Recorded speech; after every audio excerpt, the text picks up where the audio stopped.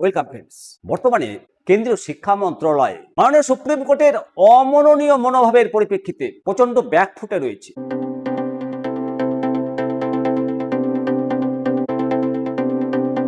কেন্দ্রীয় শিক্ষা মন্ত্রণালয় মাননীয় সুপ্রিম কোর্টের নির্দেশ পালন করতে বাধ্য হচ্ছে। এমত অবস্থায় আসন্ন শীতকালীন অধিবেশনে শিক্ষক সংগঠনগুলো যদি সরকারকে চাপ সৃষ্টি করে আরটিই আইন সংশোধন করতে না পারে, তাহলে শিক্ষকদের যে সংকট তৈরি হয়েছে, দেশ জুড়ে ভয়াবহ একটা সংকট আসতে চলেছে, এটা বলার অপেক্ষা রাখে না।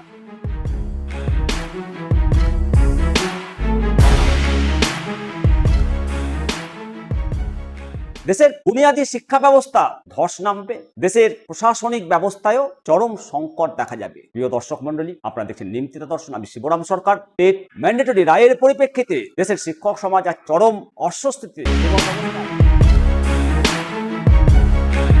কিউরিটি পিটিশনের পথে শিক্ষক সংগঠনগুলো হাঁটছে। এখন প্রশ্ন হলো, কিউরিটি পিটিশন কতটা স্বস্তি দেবে? আমরা জানি কিউরিটি পিটিশন এটা কোনো সাধারণ অ্যাপিল নয় এবং এতে সাফল্যের হার অত্যন্ত নগণ্য। এই কিউরিটি পিটিশন থেকে টেট ম্যান্ডেটরি থেকে সমস্ত শিক্ষকের ঢালাওভাবে ছাড় বা আংশিক ছাড় পাওয়াটা অত্যন্ত দুরূহ ব্যাপার এবং এটা সুপ্রিম কোর্টের বর্তমান অবস্থা এবং আইনি বাস্তবতা যদি আমরা বিচার করি, তাহলে দেখতে পাচ্ছি যে 1 সেপ্টেম্বর 2025 যে রায়, তারপর সুপ্রিম কোর্টের যে রিভিউ পিটিশন সারা ভারতবর্ষের বিভিন্ন রাজ্য এবং শিক্ষক সংগঠনগুলো দায়ের করা 65টি রিভিউ পিটিশন খারিজ করেছে এবং ওপেন কোর্ট হিয়ারিং এ বিস্তারিত শুনানির পর খারিজ করেছে। এরপর কিউরিটি পিটিশনে টেট থেকে ছাড় পাওয়ার আশাটা অত্যন্ত দুষ্কর। কিউরিটি পিটিশন তখনই অ্যালাউ হয় যখন একটা মেজর দুর্নীতি কোর্টকে অন্ধকার রেখে কোনো জাজমেন্ট হয়, তখনই কিউরিটি পিটিশনে সাফল্যের হার আসে।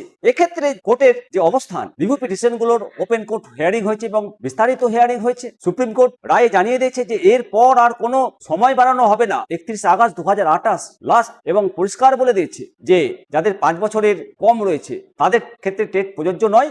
আর শিশুদের শিক্ষার স্বার্থে, আগামী ভবিষ্যতের স্বার্থে সমস্ত শিক্ষককে টেট পাস করতেই হবে। এমত অবস্থায় বিশেষজ্ঞ মহলের মতামত যে শিক্ষকদের টেট প্রস্তুতি নেওয়াটাই বুদ্ধিমানের কাজ। কিন্তু প্রশ্ন হলো যে মাননীয় শিক্ষকগণ পড়াশোনা করবে কখন টেটের জন্য? একের পর এক প্রশাসনিক কাজ, ভোটের ডিউটি, সেন্সাসের ডিউটি, জাতীয় বিপর্যয়ের ডিউটি, বিভিন্ন প্রশাসনিক কাজে 365 দিন ইনটু 24 ঘন্টা কাজ করতে হয়। তাহলে পড়াশোনাটা করবে কখন? আমরা তবুও আশাবাদী যে সমস্ত শিক্ষক মহল এই টেট ম্যান্ডেটরি ইস্যু থেকে আমরা ছাড় পাবো। সুখের খবর, শিক্ষক সংগঠনগুলো মাননীয় প্রধানমন্ত্রী এবং শিক্ষামন্ত্রীর সঙ্গে বৈঠকে বসতে যাচ্ছেন, তার প্রস্তুতি নিচ্ছেন।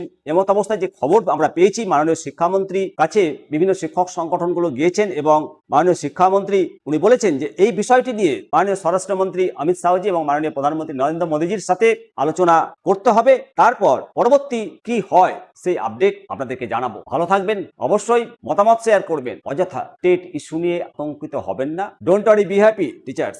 হবে জয়, দৃঢ় প্রত্যয়। হ্যাঁ, সত্যের জয় পরে হয়, তার জন্য ধৈর্য ধরতে হবে আমাদের। আসুন সবাই মিলে বলি বন্দে মাতরম, জয় হিন্দ, ভারত মাতা কি জয়।